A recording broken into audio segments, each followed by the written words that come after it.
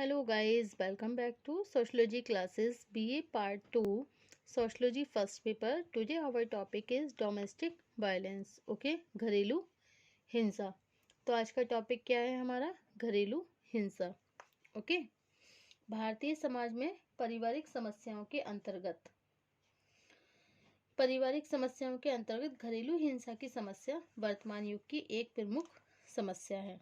घरेलू हिंसा एक ऐसी समस्या है जिसके कारण परिवार में नारियों को सुरक्षा देने की जगह न केवल उसका तिरस्कार किया जाता है बल्कि अमानवीय ढंग से नारी को अपमानित भी करके, शोषित करके उसे अपने अस्तित्व को भूल जाने के लिए भी बाध्य किया जाता है. विभिन्न समाजों में घरेलू हिंसा कोई नई समस्या नहीं है. किसी न किसी रूप में इतिहास के सभी युगों में नारी का जीवन उपेक्षित और अपमानित होता आया है. लेकिन आज जैसे जैसे समाज में समताकारी मूल्यों का महत्व बढ़ा, स्त्रियां स्वयं भी अपने अधिकारों के प्रति अधिक जागरूक होती जा रही हैं. प्रबुद्ध लोगों का ध्यान समाज के इस बड़े शोषित वर्ग पर केंद्रित होने लगा है. सन 2001 को संयुक्त राष्ट्र संघ ने महिला सशक्तिकरण वर्ष के रूप में घोषित करके स्त्रियों को किसी भी तरह के शोषण और अत्याचार से बचाने के लिए लंबी चौड़ी घोषणाएं कर दी. लेकिन वास्तविकता यह है कि नारियों को अत्याचार शोषण से बचाने के लिए हम घोषणाएं और वादों के रूप में जो प्रयत्न करें, व्यवहार में इस पुरुष प्रधान व्यवस्था के अंतर्गत स्त्रियों के शोषण के तरीके उनके जीवन को पहले से भी अधिक असुरक्षित बना देते हैं. स्वतंत्रता प्राप्ति के बाद सन 1955 तथा 1956 में स्त्रियों को विवाह, परिवार और संपत्ति में पुरुषों के समान अधिकार देने के कानून बनाए गए. सन 1967 में स्त्रियों के विरुद्ध भेदभाव समाप्त करने के लिए एक अलग कानून बनाया गया. सन 1975 को अंतर्राष्ट्रीय महिला वर्ष के रूप में घोषित कर दिया गया. सन 1995 में एक विश्व महिला सम्मेलन आयोजित हुआ. स्वतंत्र भारत में भारत की साधी आबादी को समाज का दुर्बल वर्ग घोषित करके सरकार ने अपने कर्तव्य की इतिश्री कर ली. लेकिन प्रश्न यह है कि सभी सरकारी और गैर सरकारी प्रयत्नों के बाद भी आज महिलाओं का जीवन उस सामंती व्यवस्था में घुट घुट कर जीने को मजबूर क्यों है जो पुरुष के अहिंसा पर आज भी आधारित है. ओके, भारत में घरेलू हिंसा की समस्या को कुछ चौंकाने वाले तथ्यों को समझा जा सकता है. मतलब भारत में घरेलू हिंसा की समस्या को कुछ चौंकाने वाले तथ्यों से समझा जा सकता है. क्या समझा जा सकता है कि मानव संसाधन विकास मंत्रालय के वर्तमान आंकड़ों से स्पष्ट होता है कि यहाँ प्रत्येक दिन 16 स्त्रियों को दहेज के कारण, मतलब प्रत्येक दिन यहाँ पे 16 स्त्रियों की दहेज के कारण हत्या हो जाती है.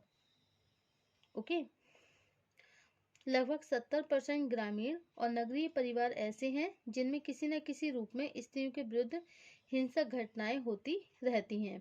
स्त्रियों के विरुद्ध होने वाली घरेलू हिंसा में बिहार, मध्य प्रदेश, उत्तर प्रदेश, राजस्थान, महाराष्ट्र तथा आंध्र प्रदेश सबसे आगे रहने वाले राज्य हैं.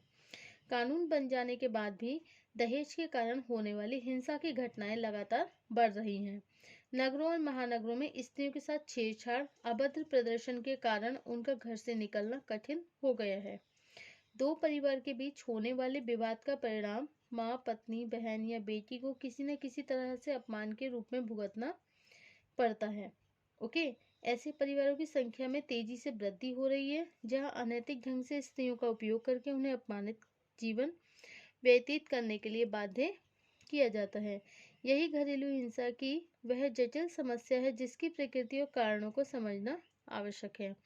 अब नेक्स्ट पॉइंट है हमारा घरेलू हिंसा का अर्थ, meaning of the domestic violence. Okay, आरंभ में यह ध्यान रखना आवश्यक है कि घरेलू हिंसा का तात्पर्य परिवार के किसी भी सदस्य के साथ इस तरह का व्यवहार है जो उसे फिजिकली और मेंटली तौर पर टॉर्चर करता हो. ओके, मतलब जो उसे शारीरिक या मानसिक रूप से प्रताड़ित करता हो तथा जिसे व्यवहार के निर्धारित मानदंडों से विचलन के रूप में देखा जाता हो. अब प्रश्न यह उठता है कि ऐसी हिंसा परिवार में किन व्यक्तियों द्वारा किन सदस्यों के विरुद्ध की जाती है. स्वाभाविक है, कुछ अपवादों को छोड़कर घरेलू हिंसा सदैव परिवार के अधिकार संपन्न पुरुष या स्त्री सदस्यों द्वारा उन्हीं सदस्यों के विरुद्ध की जाती है जो उस परिवार से वैवाहिक संबंधों के कारण जुड़ते हैं तथा जिन्हें परिवार में एक विशेष तरह के व्यवहार करने के लिए बाध्य किया जाता है। इस वर्ग में दो तरह की महिलाएं होती हैं, या तो अविवाहित महिलाएं अथवा उस परिवार में किसी दूसरे परिवार से आकर रहने वाली बहुएं। ओके, ऐसी महिलाओं के विरुद्ध की जाने वाली हिंसा को ही हम घरेलू हिंसा कहते हैं। दूसरी बात यह, किसी स्त्री के साथ परिवार के बाहर के लोगों के द्वारा बलात्कार करना, स्त्रियों का अपहरण करना या उसके साथ शारीरिक छेड़छाड़ करना घरेलू हिंसा से संबंधित व्यवहार नहीं होते।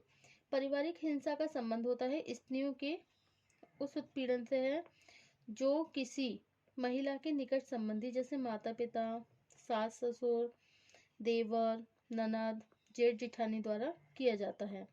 ऐसी हिंसा का छिपा हुआ रूप होता है तथा साधारणतः इस तरह की हिंसा जब तक गंभीर नहीं हो जाती है दूसरे लोगों को इसकी जानकारी भी नहीं हो पाती।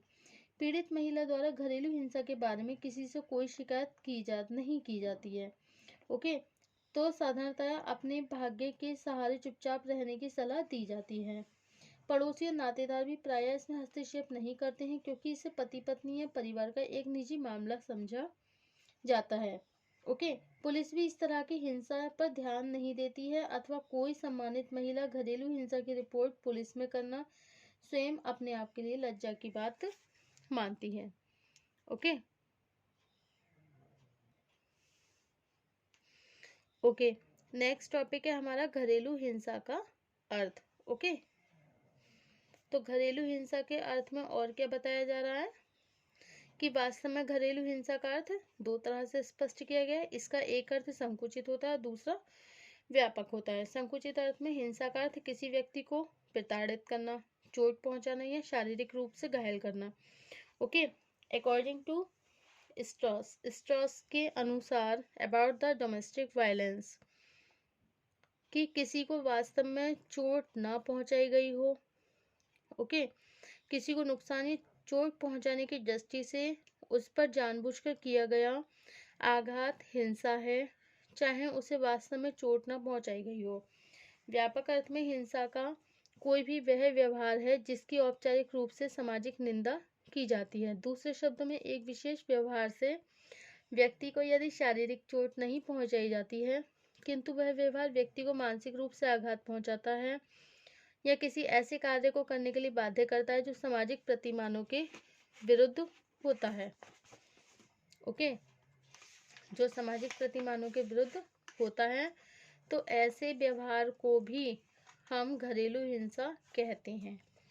ओके, इस दृष्टिकोण में मैगाग्री ने हिंसा को परिभाषित करते हुए कहा है कि कोई भी ऐसा कार्य जो जानबूझकर, धमकाकर या बलपूर्वक किया जाता है जिसके फलस्वरूप व्यक्ति को आघात पहुंचा हो या उसके सम्मान को ठेस लगी हो, ओके, तो उसे हम हिंसा कहते हैं। स्पष्ट है कि परिवार के अंदर जब तक कुछ सदस्यों द्वारा किसी दूसरे सदस्य के विरुद्ध हिंसा की जाती है तभी इसी को घरेलू या पारिवारिक हिंसा भी कहते हैं। उपर्युक्त आधार पर घरेलू हिंसा को परिभाषित करते हुए कहा जाता है कि परिवार के किसी सदस्य से प्रत्यक्ष या अप्रत्यक्ष रूप से बल प्रयोग करके किसी ऐसी वस्तु को लाना या किसी ऐसे व्यवहार के लिए बाध्य करना जो अपनी स्वेच्छा से करना नहीं चाहता अथवा जिससे उसे शारीरिक आघात या भावनात्मक उत्पीड़न का शिकार होना पड़ता है, पारिवारिक हिंसा कहलाती है। ओके, इस तरह की हिंसा की शिकार केवल महिलाएं ही नहीं होती बल्कि इसलिए घरेलू हिंसा को महिलाओं के विरुद्ध होने वाली हिंसा भी कहा जाता है। मतलब स्पष्ट है, इस तरह की हिंसा की शिकार केवल महिलाएं ही होती हैं, इसलिए घरेलू हिंसा को महिलाओं के विरुद्ध होने वाली हिंसा कहा जाता है। ओके, अब है घरेलू हिंसा के प्रकार। घरेलू हिंसा के प्रकार संक्षेप में इनकी प्रकृति को निम्नांकित रूप से समझ सकते हैं। फर्स्ट है दहेज, यातनाएं एवं हत्याएं, dowry, इंटिमिडेशंस and murders. Okay, Bharatiya Samaj में घरेलू हिंसा का सबसे व्यापक रूप दहेज के कारण स्त्रियों को दी जाने वाली यातनाएं और उनकी हत्या के रूप में सामने आया है। ओके, सेकंड पॉइंट है फिजिकल बैटरिंग। घरेलू हिंसा की बढ़ती हुई समस्या केवल भारत तक सीमित नहीं है, बल्कि संसार के अधिकांश देशों में ये समस्या काफी गंभीर होती जा रही है। कनाडा में हर 4 औरतों में से एक औरत के साथ मारपीट करने की घटना होती है। बैंकॉक में आधी महिलाएं पतियों द्वारा पीटी जाती हैं। अमेरिका जैसे विकसित देशों में समस्या काफी गंभीर है। यहाँ पर क्या होता है, एक नवविवाहिता जिस संरक्षण, प्रेम और सहयोग की आशा को लेकर नए घर में आती है, वहीं वहां पति सास या परिवार के किसी सदस्य द्वारा पीटे जाने पर उसे कितनी असह्य वेदना होती होगी, इसका हम सरलता से अनुमान भी नहीं लगा सकते। जैसे जैसे पुरुषों में नशाखोरी बढ़ती जा रही है, उनके द्वारा अपनी पत्नी को पीटने की घटनाओं में वृद्धि हो रही है। यदि हम स्त्रियों को पीटना शायद प्रताड़ना से संबंधित लक्ष्यों की ओर देखें, तो आहूजा के निष्कर्ष अधिक व्यवहारिक दिखाई देंगे।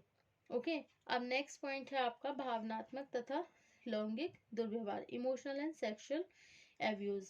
डॉक्टर पी वेणुगोपाल ने अपने लेख में भावनात्मक और लैंगिक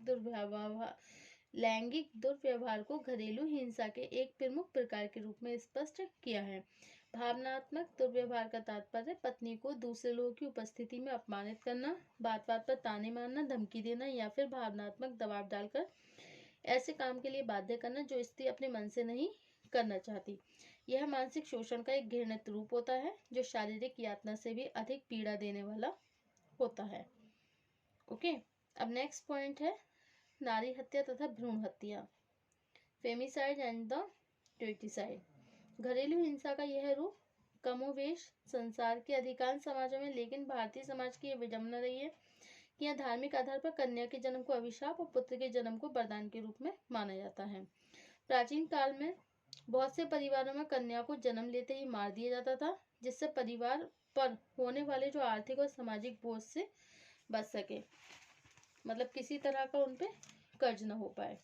ओके, और नेक्स्ट पॉइंट है वैवाहिक शोषण। विवाह के क्षेत्र में महिलाओं की परिस्थिति कम अपमानजनक नहीं है। कुछ शिक्षित और प्रगतिशील परिवार को छोड़कर लगभग सभी ग्रामीण नगरीय परिवारों में हमारी वैवाहिक समस्याएं और ये वैवाहिक जो परंपराएं हैं सामंतवादी प्रथाओं और विचारों से जकड़ी हुई है। और नेक्स्ट है आर्थिक शोषण, इकोनॉमिक एक्सप्लॉयटेशंस। घरेलू हिंसा का एक विशेष रूप स्त्रियों के आर्थिक शोषण के रूप में भी देखने को मिल रहा है। और नेक्स्ट है विधवाओं के प्रति हिंसा, वायलेंस अगेंस्ट विडोज। हिंदू मान्यताओं के अनुसार विधवा एक अभागिन स्त्री है जिसे व्यवहारिक रूप से धार्मिक और सामाजिक क्रियाकलापों में सहभाग करने का कोई अधिकार नहीं है। ओके, तो इस संबंध में अरविंद जैन कहते हैं, जब परिवार में स्त्रियों के विरुद्ध हिंसा शुरू हो जाती है तो कोई भी औरत रिश्तों की किसी भी छत के नीचे कहीं भी पूरी तरह सुरक्षित नहीं होती है। Thank you for watching my YouTube channel. Thank you so much. Next topic होगा हमारा घरेलू अथवा पारिवारिक हिंसा के कारण।